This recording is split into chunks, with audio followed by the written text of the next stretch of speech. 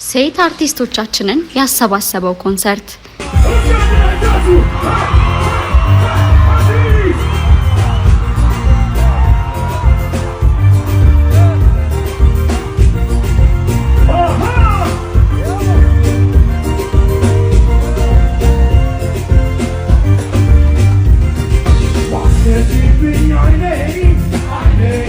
የዳናይት ያልተጠበቀ ተግባር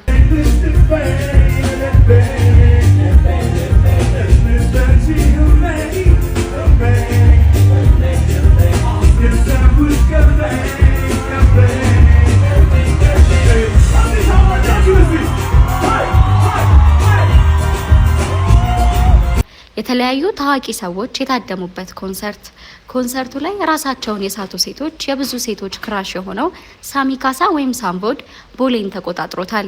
ሚሊኒየም አዳራሽ ብዙ ቁጥር ባላቸው ሴቶች ተሞልቶ አምሽቷል። ሳምቦድ ከረጅም ጊዜ ቆይታ በኋላ ወደ ሀገሩ ተመልሶ አስደናቂ ኮንሰርት ማድረግ ችሏል። የተለያዩ ታዋቂ ሰዎች የታደሙበት ኮንሰርት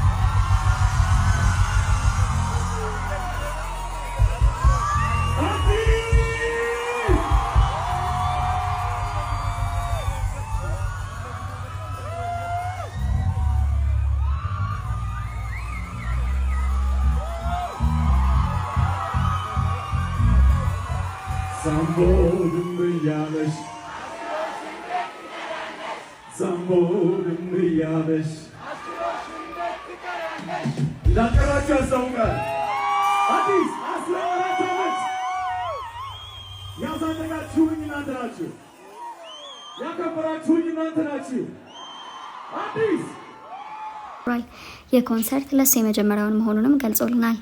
ምክንያቱም ዝነኛ ያደረገው ሌት ይነጋል የሚለው የመጀመሪያ አልበሙን እንዳወጣ ወዲያው ነበር ከሀገር የወጣው። አድናቂዎቹ ለዓመታት በናፍቆት የጠበቁትን ልጅነቷ፣ ወድጃታለሁ፣ ሀገር ጉድ ብሎና ቀን ሳይመሽ የሚሉትን ወርቃማ ስራዎቹን በቀጥታ በመድረክ ለማሳየት በከፍተኛ ጉጉት ላይ ይገኛል።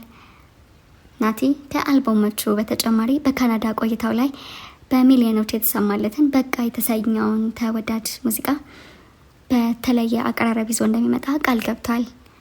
ሳምቦድና ናቲ ኃይሌ ከረጅም ዓመታት በኋላ በአንድ መድረክ ላይ ከህዝብ ጋር ሊያገናኝ ነው። ሁለቱም አርቲስቶች በ90ዎቹ መጨረሻ ላይ የነበራቸውን ዝናና ተጽዕኖ ይዘው አሁን ደግሞ በበሰለ ጥበብ ወደ ህዝብ ይዘው መመለሳቸው ለኢትዮጵያ ኢንዱስትሪ ትልቅ ስጦታ ነው። ሳምቦድ በ90ዎቹ ላይ በኢትዮጵያ ላይ ልዩ የማህበረሰብ ክስተት ነበረ። በወቅቱ እያንዳንዱ ወጣትና ሴት ለሳምቦድ የተለየ አድናቆትና ፍቅር አሊያም ሜጀር ክራሽ ነበራቸው። ሳምቦድ የሚለው ስም ትርጉሙ ቪክተር ኦፍ ዳንስ ማለት እንደነበር ተናግሯል። የልጅነት ክራሻቸው እንደነበሩ ከመሰከሩ አርቲስቶች መካከል ዳናይት መክበብና ቬሮኒካ ዳና የሚጠቀሱ ናቸው። ከሙዚቃው ባሻገር ሳምቦድ በፊልም ዓለሙም ስሙ ይናኘ ነበር። በተለይ የበረዶ ዘመን የሚለው ፊልም ላይ የነበረው ትወና በማህበረሰቡ ዘንድ ይበልጥ እንዲታወቅ አድርጎታል። ራሱም ሲናገር ከማህበረሰቡ ጋር ያስተዋወቀን ፊልም ነው ይላል። በማስታወቂያ ስራዎቹና በሞዴሊንግ ዘርፉ ቀዳሚ ከሆኑ ወጣቶች አንዱ ነበር ሳምቦድ። ታዲያ ሳምቦድ ክርስቲያን የሚባል የአንድ ወንድ ልጅ አባት ነው። ልጁም ጣሊያንና ኢትዮጵያ ያለ ከእናቱ ጋር እንደሚኖር ይታወቃል።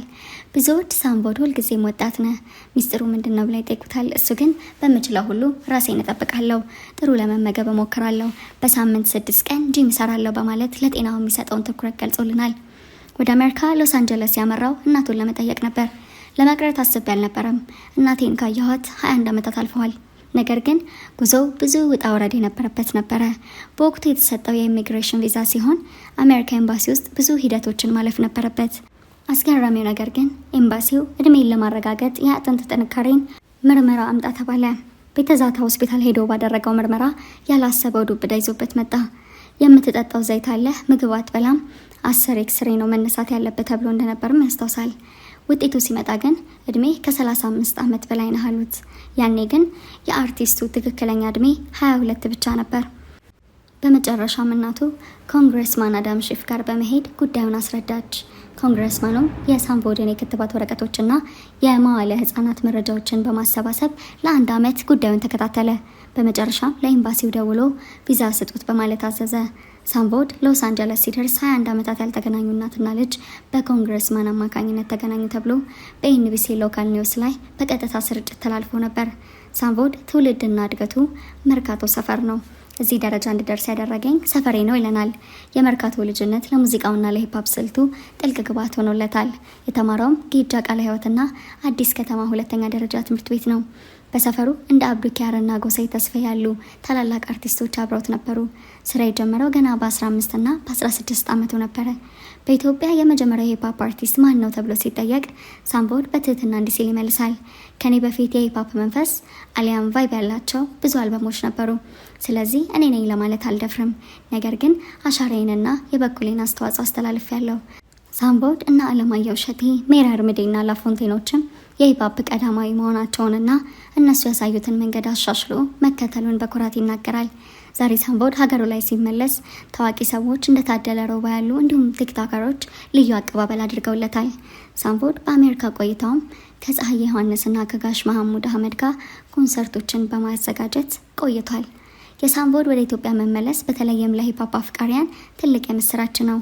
ያኔ ሴቶች ያብዱለት የነበረው ዛሬም ወጣትነቱና ጥንካሬውን በጠበቀ ሁኔታ የተመለሰው ሳምቦድ በሚሌኒየም አዳራሽ በሚያደርገው ኮንሰርት ሁላችንንም ወደ 90ዎቹ እንደሚመልሰን ጥርጥር የለውም።